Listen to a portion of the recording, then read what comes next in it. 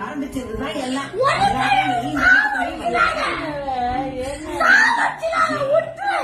கொஞ்சமாவது மனிதாபிமானத்தோட பேசு.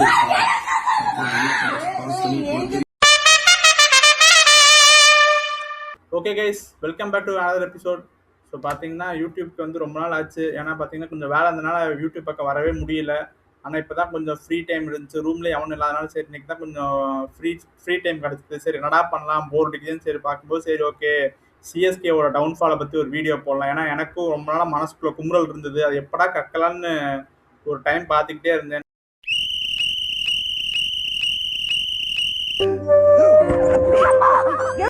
நடுவில் எந்த டைமுமே கிடைக்கல, கொஞ்சம் ஒர்க்லனால கொஞ்சம் அதுலேயே பிஸியாக போயிட்டேன். ஸோ இன்னைக்கு பார்த்தீங்கன்னா கொஞ்சம் வீக்கெண்டு, ஸோ டைமும் இருந்தனால சரி ஓகே இன்னைக்கு ஒரு வீடியோ எடுத்துருவோம்.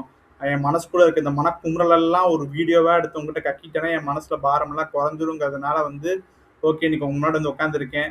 ஸோ இந்த வீடியோ நம்ம எதை பற்றி பார்க்க போகிறோம்னா 10 reasons why CSK doesn't qualify to 2026 play ஆஃப்ஸுங்கிறது தான் இந்த வீடியோ டைட்டிலு. 10 ரீசன் என்கிட்ட இருக்கு. இந்த 10 ரீசனால தான் சிஎஸ்கே வந்து இந்த 2026 பிளே ஆஃப்ஸ்க்கு வந்து குவாலிஃபை ஆகலைங்கிற மாதிரி நான் லிஸ்ட் அவுட் பண்ணி வச்சிருக்கேன். ஸோ வந்து நம்ம ஒவ்வொரு ரீசனாக இந்த வீடியோவில் பார்க்கலாம். ஸோ அதை தான் இந்த வீடியோவில் ஃபுல்லாக இருக்க போகுது. ஸோ வீடியோ பார்க்குறவங்களாம் மறக்காம லைக் பண்ணுங்க, கமெண்ட் பண்ணுங்க, ஷேர் பண்ணுங்க, மறக்காம சப்ஸ்கிரைப் பண்ணிட்டு பெல்ல ஆள்ல போடுங்க. அப்போ தான் நான் பொருள் டக்கு டக்குன்னு வரும். ஸோ வாங்க வீடியோக்குள்ளே போகலாம். இவன் நமக்கு தேவையா? ஃபர்ஸ்ட் பாயிண்ட் நான் யாரை சொல்லுன்னு கேட்டிங்கன்னா, த ஒன் அண்ட் ஒன்லி அவர் கேப்டன் ருத்ராஜ் கெய்க்வாட். என்னடா எடுத்தோன்னே ருத்ராஜ் கெய்க்வாட் சொல்றேன்னா, நான் அவர் தான் captain of the ship. So first அவரை தான் நான் சொல்லி ஆகணும். ஃபர்ஸ்ட் நான் அவர் கேப்டன்சி நான் ஓகே அதை நான் ஒதுக்கி வச்சிடுறேன். ஃபர்ஸ்ட் அஸ் அ பேட்டராகவே ருத்ராஜ் வந்து இந்த சீசன் ஃபெயில் ஆகிட்டாருன்னு சொல்லணும். ஏன்னா வந்து ஒரு இன்டென்ட்டே இல்லை, from the start of the சீசன்லேருந்து லாஸ்ட் மேட்ச்சில் கொஞ்சம் அடித்தாரு. ஆனால் அது எதுக்குன்னு தான் தெரில. கடைசி மேட்ச்சில் நான் அதாவது வந்து நான் சொல்கிறேன், பட் ஆனால் ஃபர்ஸ்ட் மேட்ச்லேருந்து அவர் ஃபுல்லாகவே அடிக்கவே இல்லை. அவர் அடிக்காத காரணம் அப்படியே வந்து அதுவே ஒரு ருத்ராஜ் கெய்க்வாட் அடிக்காதனால அதுவே ஒரு டீம் ஒரு 50% பின்னாடி தள்ள மாதிரி தான் இருந்தது. ஏன்னா வந்து ஒரு கேப்டனா இருக்கீங்க, அதே சமயத்துல ஒரு ஓப்பனிங் பேட்ஸ்மேன். அதாவது சிஎஸ்கேக்கு வந்து ருத்ராஜ் கெய்க்வாடும் சிஎஸ்கே வந்து அந்த அளவுக்கு ஒரு தோனிக்கு அடுத்து பார்த்தீங்கன்னா ருத்ராஜ் கெய்க்வாடு சிஎஸ்கே வந்து அந்த அளவுக்கு ஒரு பாண்ட் ஆயிருக்கு. எப்படின்னா அவரோட பேட்டிங் கெப்பட்டிகிரி எவ்வளவு இருக்கு.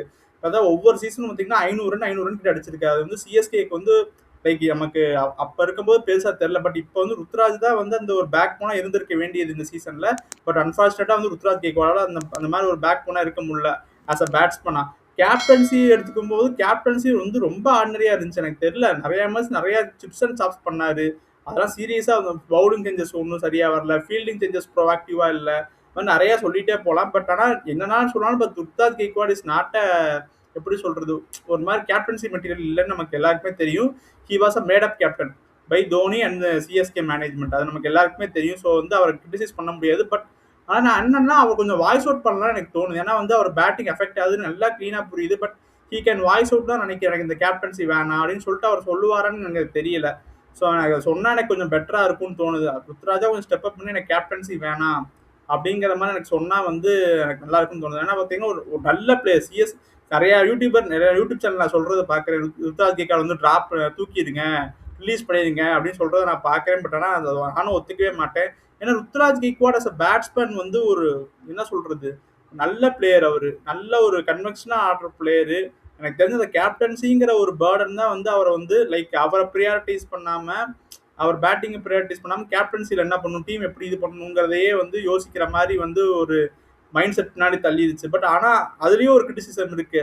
அப்படி ஒரு டீமை ப்ரியாரிட்டைஸ் பண்ணியிருந்தாருன்னா அவருக்கு பேட்டிங் வந்து ஓகே ஒரு ஒரு ஒரு ஓகே வந்து நல்ல பேட்ஸ்மேன் தான், ஒரு 4-5 மேட்ச் கூட நீ டைம் எடுத்துக்கலாம். பட் அதுக்கப்புறம் நீ யோசிக்கணும், நமக்கு பேட்டிங் வரல, ஓப்பனிங்ல வந்து பவர் பிளே நம்ம யூட்டிலைஸ் பண்ண மாட்டோம், அதுக்கு ஒரு ஸ்டார்ட் வேணுங்கிற போது என்ன பண்ணியிருக்கணும்னா ஆயுஷ் மாத்திரை அப்போ இருந்திருந்த ஆயுஷ் மாத்திரையோ இல்லை உருவில் பட்டேலோ இல்லை மேட்ச் ஷாட் லாஸ்ட் மேட்ச்ல நீங்கள் இறக்குறீங்க ஓப்பனிங், அந்த மாதிரி யாராச்சும் ஒருத்தவங்க புதுசாக நீங்கள் ஓப்பனிங் ட்ரை பண்ணியிருந்திருக்கலாமோங்கிற ஒரு ஒரு ஒரு சிந்தனை என்கிட்ட இருந்தது. ஏன்னா வந்து லைக் அது எனக்கு எப்படி தோணுச்சுன்னா லைக் ஒரு மாதிரி செல்ஃபிஷாக ஆடின மாதிரி இருந்துச்சு.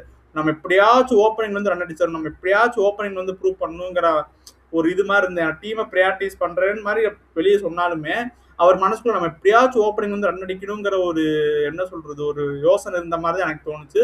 ஸோ அதுவே வந்து டீம் வந்து ஒரு 50% வந்து பின்னாடி தள்ளிடுச்சு. ருத்ராஜ் கெய்க்வாட் வந்து ஒரு ஃபெயிலியர் ஆஃப் த சீசன் வந்து டீமோட ஒரு 50% ஃபெயிலியருக்கு வந்து கொண்டு போச்சுன்னே சொல்லலாம். இப்போ செகண்ட் சஞ்சு சாம்சன் வந்து நம்ம எல்லாருமே பார்ப்போம் சீசன் வந்து எல்லாம் கேட்பீங்களா, சஞ்சு சாம்சன் எதுக்காக செகண்ட் ரீசன் நான் சொல்றேன்னு கேட்பீங்க. இல்ல சஞ்சு சாம்சன் வந்து எனக்கு ஓகே இந்த சீசன் வந்து நான் பார்த்த வரைக்கும் பார்த்தீங்கன்னா ஆர்ஆரோட இங்கே நல்லா தான் ஆடி இருக்கேன். ஏன்னா வந்து நிறைய மேட்ச் வந்து ஒரு எத்தனை எத்தனை 200 கிட்ட போட்டான், ஒரு ஒரு 80s ஆல்மோஸ்ட் 300 வச்சுக்கலாம். ஆனா வந்து சஞ்சு சாம்சன்கிட்ட ஒரு வீக்னஸ் இருக்கு. பால் கொஞ்சம் ஏர்லியான மூவ்மெண்ட் இருந்துச்சுன்னா அந்த தேர்ட் அண்ட் இந்த ஃபோர்த் ஸ்டெம்ப் லைன்ல வச்சு அழகா தூக்கி விட்டுறானுங்க. அவனும் கேட்ச் கொடுத்துட்டு போயிடுறான்.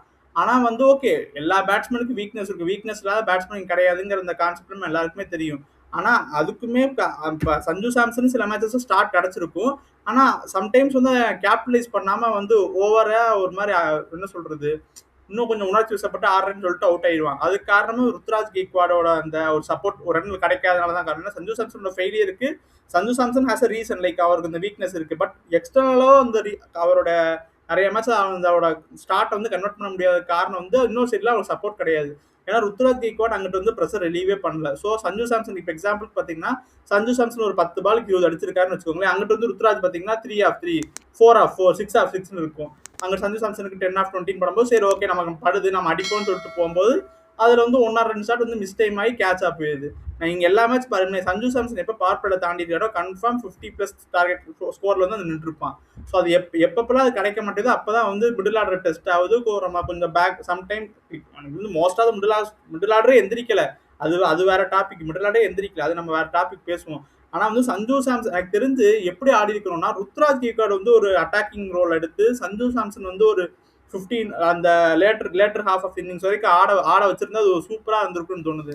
ஏன் சொல்றேன்னா வந்து என்னன்னா ருத்ராஜ் கெய்க்வாடுக்கு வந்து ஒரு classical stroke player. Sanju Samson அவருக்கு அந்த நேச்சுரலா அவருக்கு பவர் இருக்கு, அவரால் கிளியர் பண்ண முடியும். எந்த பால் ஸ்லோவா இருந்தாலுமே அவருக்கு பவர் இருக்கு, கிளியர் பண்ண முடியும். பட் ருத்ராஜுக்கு அந்த பவர் கிடையாது. அவர் வந்து purely based on the ball speed தான். இப்போ ஸ்பீடை வந்து அழகா அந்த கிளைட் பண்ணி விடுறது, டிரைவ் ஆடுறது, அந்த புல் ஆடுறது அதுதான் இருக்கு தவிர அந்த பவர் இல்லை. ஸோ நான் எப்படி யோசிச்சிருப்பேன்னா ருத்ராஜ் கெய்க்வாட் அக்ரெசிவ் ரோல எடுத்துட்டு சஞ்சு சாம்சன் வந்து ஒரு லாங் இன்னிங்ஸ் ஆட வச்சிருந்தா எனக்கு தெரிஞ்சு சஞ்சு சாம்சன் நல்ல ஃபார்ம்ல தான் இருந்தாரு. அவருக்கு மட்டும் கொஞ்சம் சப்போர்ட் இருந்ததுனால கன்ஃபார்ம் சீசன் அவருக்கு ஒரு 600 ரன் சீசன் அமைஞ்சிருக்கும். பட் அன்பார்ச்சுனேட்டா அமையல. ஸோ சஞ்சு சாம்சனை நான் ஃபுல்லா குறை சொல்ல மாட்டேன். But he has some false error இருக்கு. பட் ஆனால் எக்ஸ்டர்னல் ஃபேக்டர்ஸுமே அவர் அஃபெக்ட் பண்ணனால கொஞ்சம் சஞ்சு சாம்சனால இந்த சீசன் கிளிக் பண்ண முடியலங்கிறத என்னோட பாயிண்ட். ஒரு முக்கியமான விஷயம். என்னடா கேஷா இல்ல செக்கா? என்னடா எங்க பேமெண்ட் பாபா bomb squad service. Third point. இந்த பாயிண்ட் தான் நான் ஃபர்ஸ்டே சொல்லியிருக்கணும்னு யோசிச்சேன். பட் ஆனால் ஓகே நான் சொல்லிடுறேன். ஃபிளெமிங் அண்ட் கோ. ஏன்னா பார்த்தீங்கன்னா இவரை நான் எங்கேருந்து குறை சொல்லணும்னு தெரியல. ஃப்ரம் த ஆக்ஷன் டேபிள்ல இருந்து லாஸ்ட் மேட்ச் வரைக்குமே வந்து எனக்கு ஃபிளெமிங் அவர் என்ன ட்ரை பண்ண பார்த்தாரு, அவர் யோசிச்சாரு, என்ன முயற்சி பண்ண பார்த்தாரு எனக்கு சீரியஸாக புரியலை. ஏன்னா வந்து பார்த்தீங்கன்னா ஆக்ஷனில் ஸ்ட்ராட்டஜி சரியில்லை, பிளேயிங் 11 காம்போசிஷன் சரியில்லை, சுத்தமாக எதுவுமே புரியல. யாருக்குமே எதுவுமே புரியல. இஷ்டத்துக்கு ஒரு 11, இஷ்டத்துக்கு ஒரு சேஞ்சஸ், என்னென்னவோ லைக் என்னென்னமோ பண்ணாரு. அதுக்கப்புறம் மெயினாக என்ன பண்ணாருன்னா ஒரு டேலண்ட், அதாவது வந்து ஒரு டேலண்டட் பிளேயர் இருக்கான், இன்னொரு ப்ரைஸ் டேக் இருக்கான். எதை ப்ரியாரிட்டைஸ் பண்ணுங்கிறத வந்து எனக்கு அவர் எதை பண்ணாருன்னு எனக்கு தெரியல. பட் ஆப்வியஸாக அவர் கேஷ் தான் ப்ரியாரிட்டைஸ் பண்ணாரு. அப்புறம் அவரோட நான் இப்போ 2 பிளேயர் எடுத்திருக்கேன், 14 கோடி எடுத்திருக்கேன், அவனை தான் நான் ப்ரியாரிட்டைஸ் பண்ணுவேன். நான் தான் வந்து அவர் வந்து டேலண்ட்டை ப்ரியாரிட்டைஸ் பண்ணல.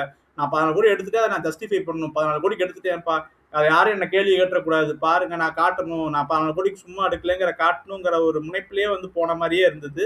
ஸோ ஃபிளெமிங்குமே வந்து எனக்கு தெரியல இன்னும் அவர் கண்டினியூ பண்ணுவான்னு தெரியல. ஏன்னா 3 வருஷம் ஆயிடுச்சு, 3 வருஷமா குவாலிஃபை ஆகல. ஃபிளெமிங் வந்து தோனி இல்லாமல் தனியாக அவர் எதுவும் சாதிச்ச மாதிரி தெரியல. ஆனால் அக்ராஸ் த குளோபல் லீக்ஸ் எல்லாரும் பார்க்குறாங்க, எதுவும் பெருசா டிராஃபி அடிச்ச மாதிரி இல்லை. But like play off qualify இருக்காங்க. ஏன் குவாலிஃபை இருக்காங்கன்னா இப்போ அஸ்வின் வீடியோல பார்த்தேன், அவரும் பீடாக் சண்டை போட்டுட்டு இருந்தாங்க.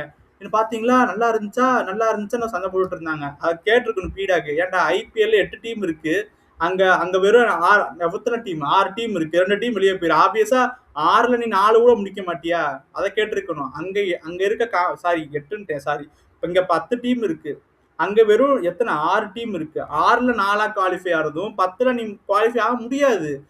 இது வேற டைனமிக்ஸ்.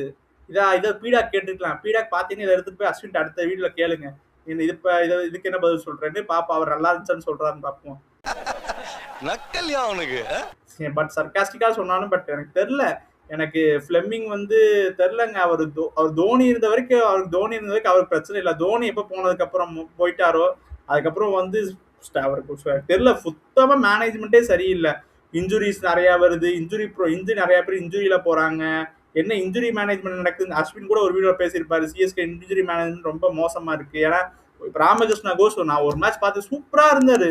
நல்ல ஹைட்டா வந்து நல்லா பவுலிங் நல்லா போட்டாரு, குரூசியல் நேரத்தில் விக்கெட் எடுத்தாரு, நல்லா கேட்ச் பிடிச்சாரு. ஓகே, நமக்கு தூபேவே இனிமே தேவையில்லை, ராமகிருஷ்ணா கோஸ் கொஞ்சம் பேட்டிங் மட்டும் ஆடிட்டா வச்சு ஆடிட்டான்னு அடுத்த மேட்ச் பாத்தீங்கன்னா ruled out.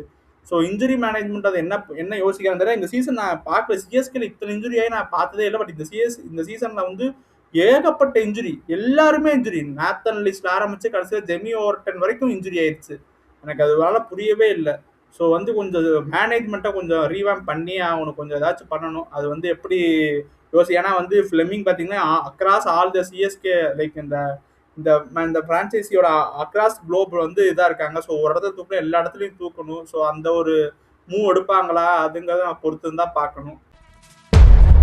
ஆருச்சாவேடா deputy commissioner of sixes Chennai city. அடுத்து பார்த்தீங்கன்னா சிவம் தூபே. எனக்கு தெரியல, சிவம் தூபே ஒரு சைடு பார்க்கும்போது பாவமா இருக்கு, இன்னொரு சைடு பார்க்கும்போது கடுப்பா இருக்கு. ஏன் பாவமா இருக்குன்னா தூபேவோட ரோல் வந்து சிஎஸ்கேல கரெக்டாக கிடைக்கல. ஏன்னா தூபே வந்து பார்த்தீங்கன்னா என்னோட பெர்ஸ்பெக்டிவ்னா தூபே வந்து ஒரு நம்பர் 4 பேட்ஸ்மேன். என்ன சுச்சுவேஷன் இருந்தாலும் நம்பர் 4ல இறங்கி அவனுக்கு இந்த நின்னாடெல்லாம் சொல்லவே கூடாது. போறையாடா போய் சுத்திட்டு வா, பட்டா 6 இல்லைன்னா அவுட், அந்த மாதிரி தான் சொல்லணுமே தவிர தூபே எல்லாம் சத்தியமா நின்னாடுறதே நீங்க பாப்பீங்களோ என்னன்னு சத்தியமா பார்க்க முடியல. அது ஸ்டைலும் கிடையாது, எதுவுமே கிடையாது. அதனால நான் வந்து அவர் நின்னாடுறதெல்லாம் நான் பார்க்க மாட்டேன்.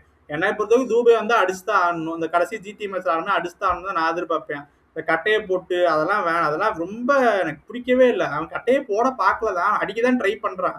ஆனா அவனுக்கு பால் பட மாட்டேது. ஏன்னா அவரோட பேட்டிங் டெக்னிக் அந்த மாதிரி டெக்னிக்கு அவரை ஈஸியா ஷார்ட் அவுட் பண்ணிடுறாங்க, வைடரா போட்டுறாங்க, ஷார்ட் அவுட் பண்ணிடுறாங்க. தூபேக்கெல்லாம் முந்தைய அளவுக்குலாம் மவுசு கிடையாது. அதுவும் இல்லாம இங்க பண்ற கிரைம் என்னன்னா வந்து பினிஷரா போட்டுறாங்க. அதுவும் நான் சொல்லணும், அதாவது சிஎஸ்கே மேனேஜ்மெண்ட்டுக்கு வந்து இப்போ ஃபினிஷர்னா என்னன்னே தெரிய மாட்டேங்குது. ஃபினிஷர் வந்து சும்மா யாருனாலும் பண்ணிட்டு போக முடியாது. சும்மா பேட்டிங் ஆட தெரிஞ்சதுனால சும்மா வந்து ஃபினிஷர் பண்ணிட்டு போக முடியாது. அதனால அதை புரிஞ்சுக்க மாட்டாங்க. ஃபினிஷருங்கிற வந்து அவன் கேமை அண்டர்ஸ்டாண்ட் பண்ணி எப்போ எந்த பவுலரை எப்போ டேக் ஆன் பண்ணணுங்கிற எல்லாத்தையும் கரைச்சி குடிச்சவனா இருக்கணும். அதுதான் ஒரு ஃபினிஷர். சும்மா நீங்க பேட்டிங் ஆட தெரிஞ்சவங்க சும்மா போட்டு சுத்துனா யாரெல்லாம் சுத்துவாங்க. ஆனா கரெக்டா படுமா, அந்த கேம் அவேர்னஸ் இருக்கா, சுச்சுவேஷன் அண்டர்ஸ்டாண்ட் பண்றானாங்கிறத வந்து யோசிக்கணும். அட்லீஸ்ட் ஆக்ஷன்லயாச்சும் ஒரு ஃபினிஷர் எடுத்திருக்கணும். அதுவும் எடுக்கல. உன் டீமுக்குள்ளேயும் யாரும் இல்லை. நீ இப்போ பிரசாந்த் இறக்கி விடுறேன்னா ஃபினிஷர் கிடையாது, தூபே ஃபினிஷர் கிடையாது, உன்கிட்ட ஃபினிஷரே கிடையாது. ஃபினிஷர்னா யார் இருக்கா, ஒருத்தர் தான் இருந்தாரு, அவரும் இன்ஜுரி. ஸோ அவரை பற்றி அடுத்த பாயிண்ட்ல பேசுவோம். ஸோ அதனால வந்து பாத்தீங்கன்னா சிவம் தூபே வந்து ஃபினிஷரா யூஸ் பண்றது வந்து எனக்கு தெரியல. இந்தியா டீம்ல வந்து பண்ணாங்கன்னா அது வேற பால் கேம். அதை பத்தி நம்ம பேச வேணாம். அது வேற பால் கேம், அது வேற சினாரியோ, அதை பத்தி பேச வேணாம். பட் சிஎஸ்கேல வந்து தூபே அஸ் ஃபினிஷர் வந்து கன்ஃபார்ம் இது பண்ண முடியாது. திருப்பி அவருக்கு நம்பர் 4 கொடுங்க, அவருக்கு ஃப்ரீடம் கொடுங்க. நீ போய் கட்டையெல்லாம் போட வேணாம், ஃப்ரம் த பால்னு அடி, பட்டுச்சுன்னா பரட்டும், இல்லைன்னா வந்துரு. அந்த மாதிரி தான் இருக்கணுமே தவிர தூபே வந்து லாங் இன்னிங்ஸ் ஆட சொல்லாதீங்க. அது எனக்கு பர்சனலா பிடிக்கல. உங்களுக்கு எப்படி தெரியல, பட் எனக்கு பர்சனலா பிடிக்கல.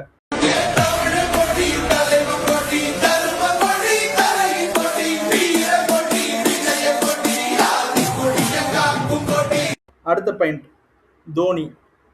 தோனியுமே அவர் விளையாடவே இல்லையடா, அவர் என்னடா காரணமா சேர்க்குறீங்கன்னா எனக்கு தெரியல. இப்போ நான் பிரான்ஸ் பெர்ஸ்பெக்டிவ்லேயே சொல்ல, எல்லாருமே நம்ம நம்புறோம் தோனி வருவாரு, தோனி இந்த மேட்ச் வருவாரு, தோனி அடுத்த மேட்ச் வருவாரு, தோனி இந்த இப்போ வந்துருவாரு அப்படின்னு சொல்லலாம் சொல்றாங்க. நம்மளும் நம்புறோம். பட் ஆனால் தோனி வந்து வரல. ஸோ நான் என்ன சொல்ல வரேன்னா வந்து ஒரு மாதிரி ஃபால்ஸ் ஹோப் கொடுக்குறாரோ ஃபேன்ஸுக்கு. ஏன்னா வந்து பாத்தீங்கன்னா இப்போ கரண்டா இருக்க டீம் ஸ்ட்ரக்சர் வந்து தோனி டிபெண்ட் பண்ணி தான் இருக்கு. அது வந்து அதை நீங்க அக்செப்ட் பண்றீங்களா, பட் நான் நம்புறேன். ஏன் சொல்றேன்னா இப்ப இருக்க டீம் பாத்தீங்கன்னா கரெக்டா டாப் ஆர்டர்ல வந்து பாத்தீங்கன்னா சஞ்சு சாம்சன், ருத்ராஜ் கெய்க்வாட், ஆயுஷ் மாத்ரே, அடுத்து பாத்தீங்கன்னா வந்து டிவால் பிரேவிஸ், சிவம் தூபே, அதுக்கப்புறம் இப்ப கார்த்திக் சர்மா. ஓகே, நீங்க ஆட் பண்ணிட்டீங்க. அந்த பினிஷர் ரோலுங்கிறது வந்து யாருக்கான ரோல்னா வந்து எம்எஸ் தோனிக்கான ரோல் தான். அவர் வந்து இப்ப வந்து அவர் டீம்ல இல்லைனாலுமே வந்து அவருக்கான ரோல் தான். அதனாலதான் ஆக்ஷன்ல யாரும் எடுக்கல. இல்லைன்னா எடுத்திருப்பாங்க ஆக்ஷன்ல. இந்த சீசன் அவர் ஆட மட்டும் எடுத்திருப்பாங்க. எனக்கு அது என்ன ஒரு கம்யூனிகேஷன் தோனிக்கும் மேனேஜ்மெண்ட் இருக்கு எனக்கு தெரியல. பட் சிஎஸ்கே ஸ்டில் தோனியோட ஒரு டிபெண்டன்சி இன்னும் இருக்கு. அவர் ஆடலாம ஒதுங்கி இருந்தாலுமே ஸ்டில் அந்த டிபெண்டன்சி இருக்கு. ஸோ அதுக்காகவாச்சும் தோனி வந்து ஒரு எனக்கு தெரிஞ்சு ஒரு 3-4 மேட்ச் கடைசி ஓகே ஃபர்ஸ்ட் நீ ஃபுல்லா ஆடனாலும் பரவாயில்ல, அதுக்கப்புறம் கம்பேக் கொடுத்துட்டாங்க. கன்ஃபார்ம் நான் நினைச்சேன் ஒரு ஓகே கடைசி ஒரு 2-3 மேட்ச் ஆச்சும் வந்து ஆட ஆரம்பிச்சிருவாரு. ஏன்னா வந்து ஹை டைமு, ஒரு ஃபினிஷர் தேவைப்படுது. ஆல்மோஸ்ட் இவ்வளோ தூரம் கொண்டு வந்துட்டாங்க. இப்போ தோனி வந்தால் அந்த ஆளுக்கு கொஞ்சம் யூஸ்ஃபுல்லாக இருக்கும். நடுவுலயே நிறைய மேட்ச் தோனி இருந்தா ஜெயிச்சிருக்கலாங்க. க்ளோஸ் மேட்சஸ்லாம் தோனி இருந்தா ஈஸியா புல் ஆஃப் பண்ணி இருந்திருக்கலாம்.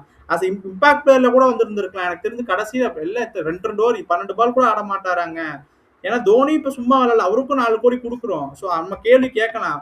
ஓகே, அவர் அச்சீவ் பண்ணிட்டார் எல்லாம் ஓகே. பட் இப்ப டீம் தேவைப்படும் போது நம்ம வராம அப்புறம் உட்காந்துட்டு இருந்தா என்ன பண்ண முடியும்? 4 கோடி வாங்குறாரு.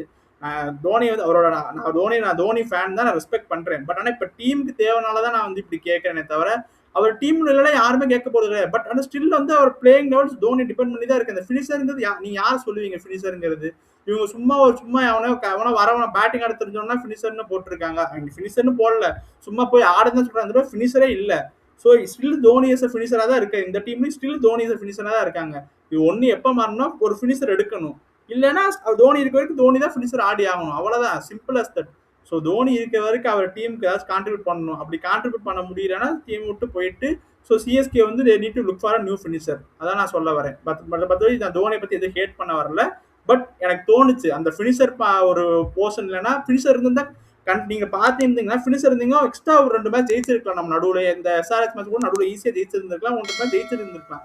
ஃபினிஷர் இல்லாத காரணத்தினாலதான் நம்ம வந்து நமக்கு ரன்ஸ் கொஞ்சம் ஒரு 10-20 ரன் ஷார்ட் ஆனோம், பவுலிங் போட முடியாது, டிஃபெண்ட் பண்ண முடியாம தோத்தோம். ஸோ அந்த ஃபினிஷர் ரோல் வந்து ரொம்ப முக்கியம். அது சிஎஸ்கே ரியலைஸ் பண்ணிட்டு ஒன்னு தோனியை வர சொல்லணும், இல்லைன்னா தோனியை விட்டுட்டு வேற ஒரு ஃபினிஷருக்கு ஒரு இந்த மினி ஆக்ஷன்ல ஏதாச்சும் கண்டுபிடிச்சு ஃபினிஷர் எடுத்தே ஆகணுங்கிறத என்னோட ஒரு பாயிண்ட். இது எனக்கு பர்சனலா ஒரு பாயிண்ட். லைக் இது வந்து எப்படின்னா வந்து ஒரு மணி விசஸ் டேலண்ட் மாதிரி. இதை நான் வந்து ஒரு ஒரு பப்ளிசிட்டியோ வந்து ஒரு இதை பத்தி பேசினா வந்து நல்லா ஒரு இது கிடைக்கும், வியூஸ் கிடைக்குங்கிறதுக்காக பேசல. எனக்கு தோணுச்சு லைக் வந்து ஒரு மணிக்கும் ஒரு டேலண்ட்டுக்கும் சண்டை நடந்த மாதிரி. அதுல கடைசியா ஆபீஸே யார் ஜெயிச்சுன்னு பாத்தீங்கன்னா லாஸ்ட்ல மணி தான் ஜெயிச்ச மாதிரி எனக்கு ஃபீல் ஆச்சு. ஈவன் தோ வந்து என்னதான் டேலண்ட் ரைஸ் ஆனாலுமே எப்போ ரைஸ் ஆச்சு, ரொம்ப லேட்டாக தான் ரைஸ் ஆன மாதிரி இருந்துச்சு. நான் யாரை பத்தி பேசுறேன்னு நீங்க கண்டுபிடிச்சிருன்னு நினைக்கிறேன், பட் கண்டுபிடிக்கலாம் சொல்லிடுறேன். கார்த்திக் சர்மா வர்சஸ் உர்வில் பட்டேல். என்னடா சொல்ற, கார்த்திக் சர்மா உர்வில் பட்டேல் என்னடா பஞ்சாயத்துனா, லைக் ஸ்டார்டிங் இப்போ பார்த்தீங்கன்னா உர்வில் பட்டேல் நம்ம எல்லாரும் எப்படின்னா சொல்லிட்டு இருந்தோம். அதாவது இந்த சிஎஸ்கே மேட்சஸ் ஆரம்பிக்கிறதுக்கு முன்னாடியே எல்லா சேனலும் நீங்க எடுத்து பாருங்க, உர்வில் பட்டேல் இருந்திருப்பான்.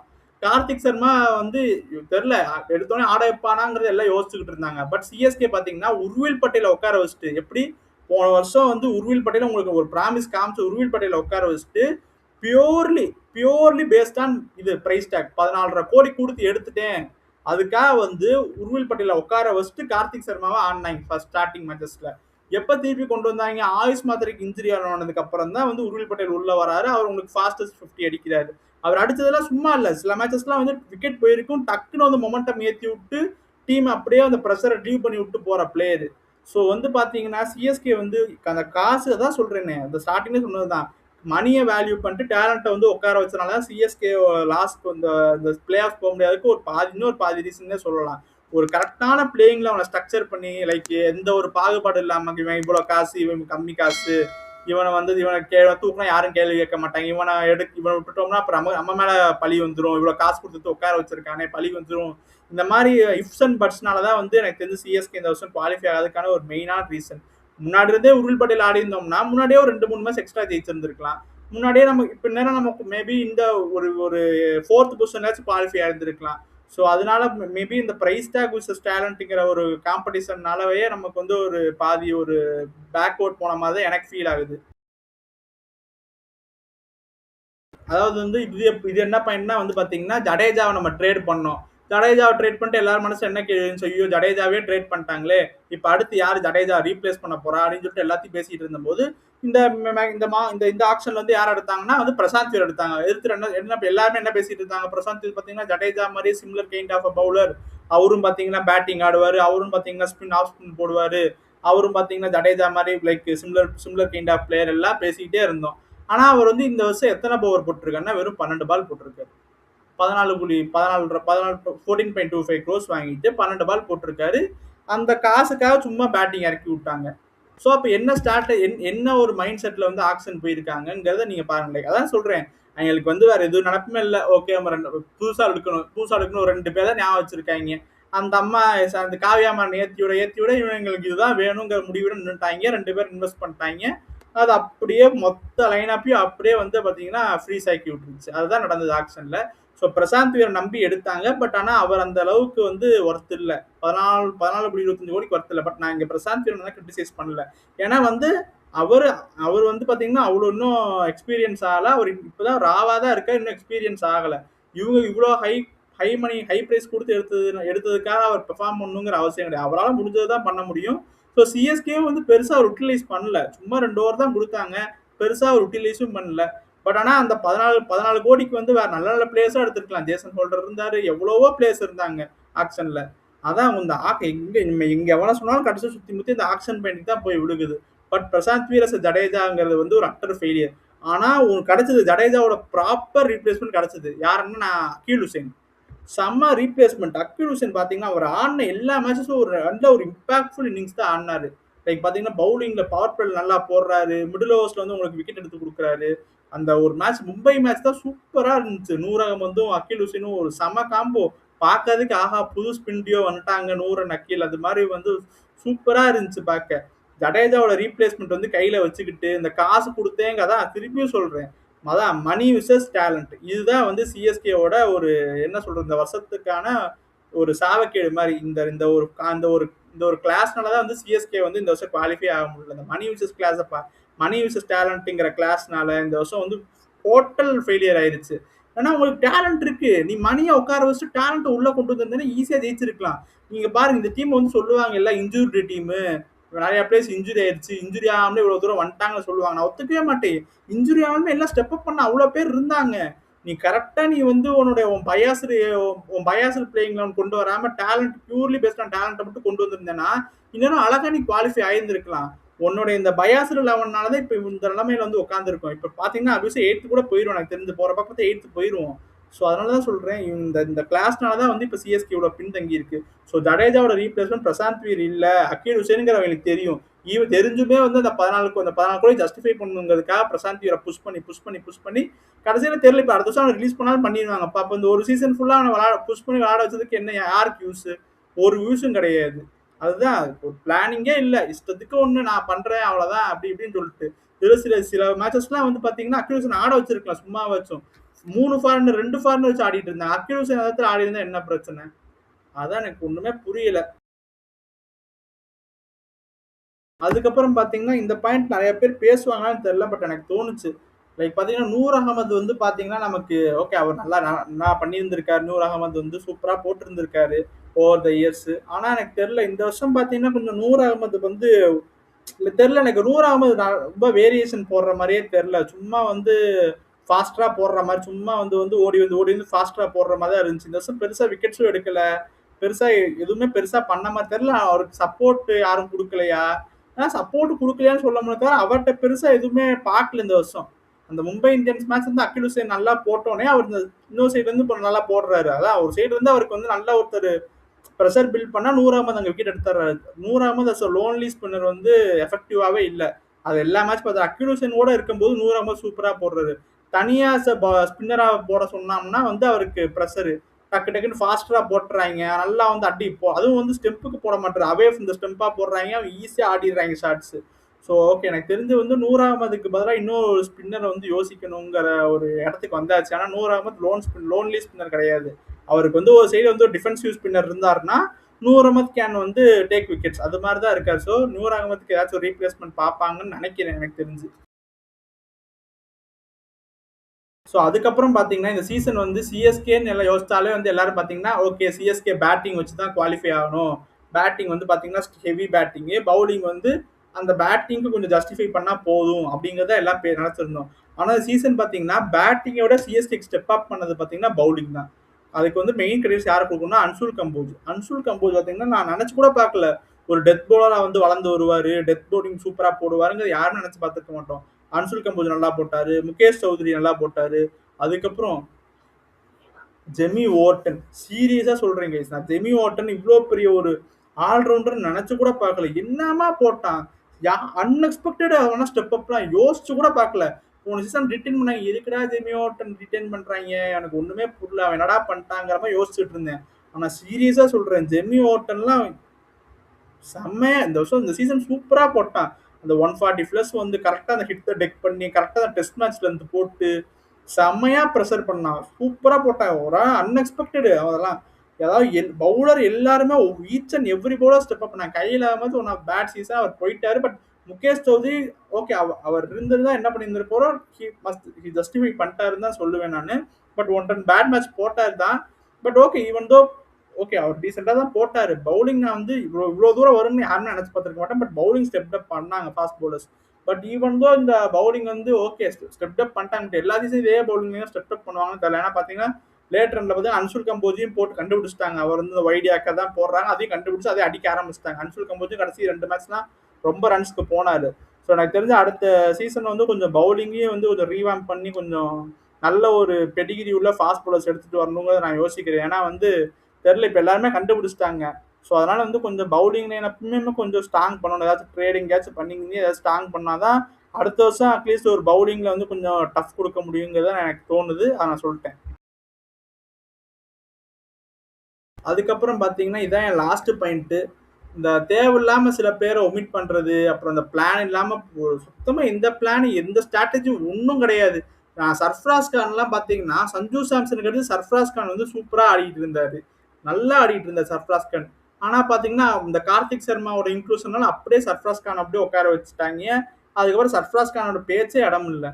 அதாவது வந்து பார்த்தீங்கன்னா இந்த 14.25 பிரைஸ் டேக் இல்லாமல் சிஎஸ்கேவோட 11 இருந்திருந்தா எனக்கு தெரிஞ்ச ஒரு பெஸ்ட் 11 இருந்திருக்கும். எனக்கு தெரிஞ்சு பார்த்தீங்கன்னா ருத்ராஜ் கேக்வாட் ஆடி இருப்பான், சஞ்சு சாம்சனு, ஆயுஷ் மாத்ரே, உர்வில் பட்டேல், டிவால் பிரேவிஸ், சிவம் தூபே, அதுக்கப்புறம் சர்ஃப்ராஸ் கான் கூட நம்ம நடுவில் எங்கேயாவது இம்பாக்ட் சொருகி இருக்கலாம். கீழ் ஹுசேன் எல்லா மேட்ச் ஆடி 14 யோசிச்சு பாருங்க. அதாவது வந்து ஒரு 6 to 7 மேட்ச் ஆடியா அதுலேயே வந்து ஒரு 4 to 5 வின்ஸ் எடுத்துட்டார் அக்கீல் ஹுசேன். 14 மேட்ச் ஆடி இருந்தோம்னா அவரோட இம்பாக்ட் எவ்வளோ இருந்திருக்கும். ஸோ பார்த்தீங்கன்னா அந்த பிரசாந்த் வீர், கார்த்திக் சர்மா ஒதுக்கி இருந்தாலே ஆல்மோஸ்ட் சிஎஸ்கே இந்த சீசன் குவாலிஃபை ஆகும். ஏன்னா பவுலிங் அந்தளவுக்கு ஸ்டெப் அப் பண்ணிச்சு. உனக்கு இன்ஜுரி ஆனாலுமே ரீப்ளேஸ்மெண்ட் வந்த பவுலர்ஸ் உனக்கு நல்லா ஸ்டெப் அப் பண்ணாங்க. ஸ்பென்சர் ஜான்சன் ஓகே அதை விடுங்க. ஸ்பென்சர் ஜான்சன் வந்து தெரில, அவர் இப்போ தான் ஃபர்ஸ்ட் டைம் வராரு இந்தியன் கண்டிஷனில், நம்ம அவரை ப்ளேம் பண்ண முடியாது. ஸோ அதை பற்றி நம்ம பேச வரும்ல. பட் ஆல்மோஸ்ட் உனக்கு எல்லாமே ஸ்டெப் அப் பண்ணிட்டாங்க. நீ நினச்சி பார்க்காத அளவுக்கு ஸ்டெப் அப் பண்ணிட்டாங்க. உனக்கு பேட்டிங்கில் மட்டும் நீ இந்த ப்ரைஸ் டேக்கை ஒதுக்கி வச்சுட்டு கொஞ்சம் இந்த பிளான் ஸ்ட்ராட்டஜியோ தான் சொல்கிறேன், அந்த ப்ரைஸ் டேக்ஸை ஒதுக்கி வச்சுட்டு டேலண்ட்டை நீ ப்ரியாரிட்டிஸ் பண்ணியிருந்தேன்னா அழகாக இந்த சீசன் உள்ள போயிருந்துருக்கலாம். பட் அதை பண்ணாதனால தான் அந்த கரெக்டாக என்ன பிளான் பண்ணணும், யாரை கொண்டு வரணும், எப்போ எவனை ட்ராப் பண்ணணுங்கிற ஒரு பிளானிங்கே இல்லாமல் எனக்கு இந்த பிரசாந்த் வீர், கார்த்திக் சர்மாவும் இந்த சீசன் நான் வந்து பெரிய ஆளாக காமிச்சிடணும், என்னோட பொசிஷனை நான் காப்பாற்றிக்கணுங்கிற அந்த ஃபிளெமிங், அந்த ருத்ராஜுக்கு வந்து எனக்கு தெரில இது நடக்குதுங்கிற போது எனக்கு வேணாம், எனக்கு கரெக்டாக தோணல, எனக்கு டேலண்டடான பிளேயர்ஸ் அங்கே இருக்காங்க, உட்காந்துருக்காங்க, நான் அவங்களை ஆட வச்சுக்கிறேங்கிற ருத்ராஜ் சொல்கிறானா, இது யார் பக்கம் எங்கே சாயுதுங்கிறது ஒன்றும் புரியல.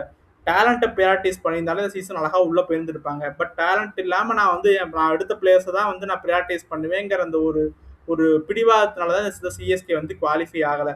அதுதான் வந்து எண்ட் ஆஃப் த இந்த வீடியோட எண்ட் ஆஃப் த கன்க்ளூஷன் நான் சொல்லுவேன்.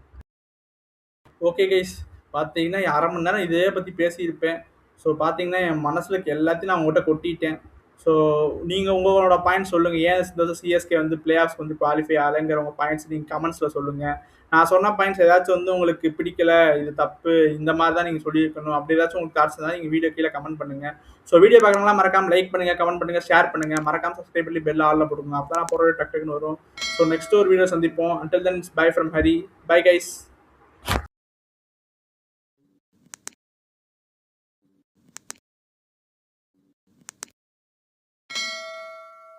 எனக்கு நிறைய வேலை இருக்குது.